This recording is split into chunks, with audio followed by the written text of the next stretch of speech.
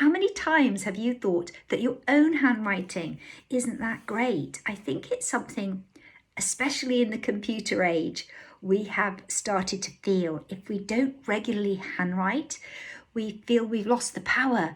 But let's not be self-critical about it.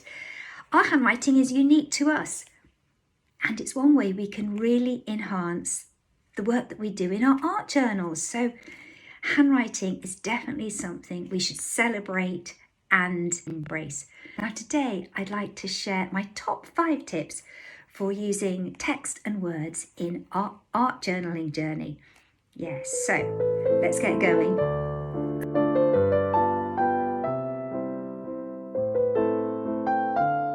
Okay, so let's just ponder for a minute.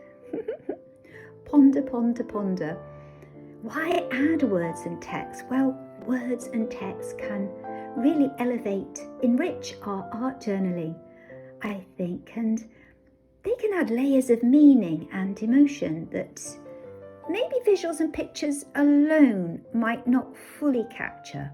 I mean, not always, but I think that's true for quite a lot of our work in our art journals. Whether it's a single quote, a handwritten note, or maybe a few very carefully chosen phrases, text tells a story. It reflects our mood, maybe captures a moment in time. Yes, it can bring some depth and personality, a unique voice to each page, just because of the way we select it and choose it, or maybe write it ourselves. And it can make our journal not just beautiful, but really personal and expressive too. Now, to get us going on those 5 top tips, let's just start by having a quick run through on the supplies. And I'm going to keep it very simple. Well, I guess the first one is obviously pens, fine liner pens, markers. They can be really wonderful for adding text to our journal, to our work. Secondly, old typewriters or a computer that can produce that old style typewriting font print. You can pick them up fairly cheaply from charity shops if you look out for them.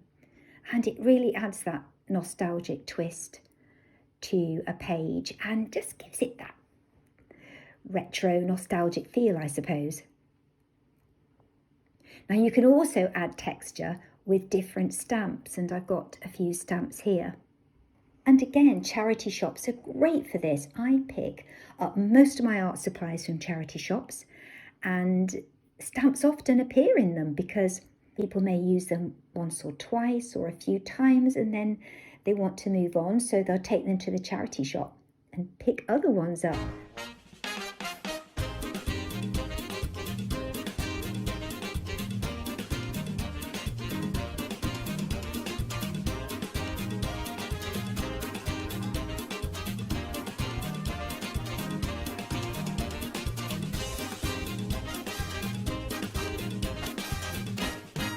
Another resource we can obviously use are cut-out words, book pages, magazines, any literature or leaflets that we find in everyday life. Often these can provide all sorts of material for collaging into our work, for using in all sorts of creative ways. Okay, now how about those 5 tips I mentioned earlier? Now these are not in any order, but I think one that's really important is thinking about text as a visual element. We can use our text to actually create visual interest on our page. We don't have to stick to writing in straight lines from top to bottom. No, you can have fun with it. You could try writing horizontally, vertically, or even wrapping your words around the edges as a border or around any collage material that you stick onto a page. I love doing this. I love mixing up different fonts and styles. You'll see here that I've got some bits that are handwritten, others that are stamped, and a few that I've printed out and stuck down. That little bit of contrast between the different fonts really adds an extra dimension to the page. Plus, it's just a lovely, fun, playful way to make your journaling look more personal and dynamic. Okay, a second top tip is think about size. If you're after something a bit more fun, for example, you might go for a really big bold font, something that really stands out. For example, here on this page that I did, a spread on Dartmoor, but I wanted to bring out some bold font in this picture just to draw your attention to it. On the other hand, if you're leaning towards something a little bit more refined in style, elegant in style, then something a little bit more toned down works really well too. It's all about experimenting, finding what feels right for you and your style and your page. Yeah, just experiment. Okay, now we come to number 3, your handwriting.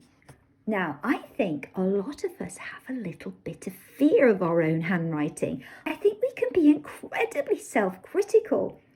You know, people will say, I can't stand my handwriting. I've got terrible handwriting. Really, I hear that a lot.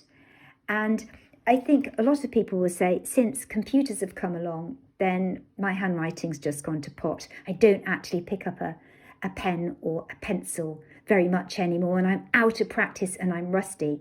Now, I used to think I had terrible handwriting. It's scrawly, it's a little messy. But over the years, I have come to love my handwriting. Yes, I have.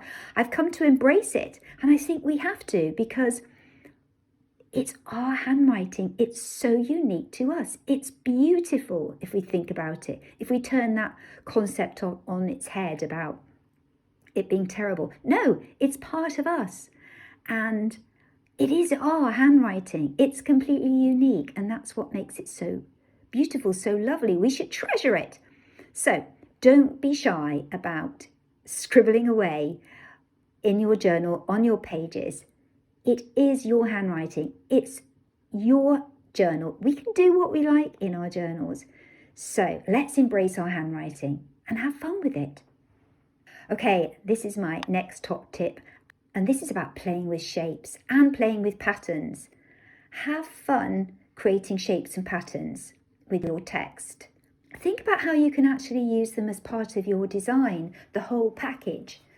You can really use your text to draw the eye in, and maybe it can even become a central point of your page. For example, you could even build a shape like a leaf just with your writing. It's such a simple idea, but it's so effective, and it can really lift the whole page and make it look special. And lastly for today, top tip number 5, think about your whole layout.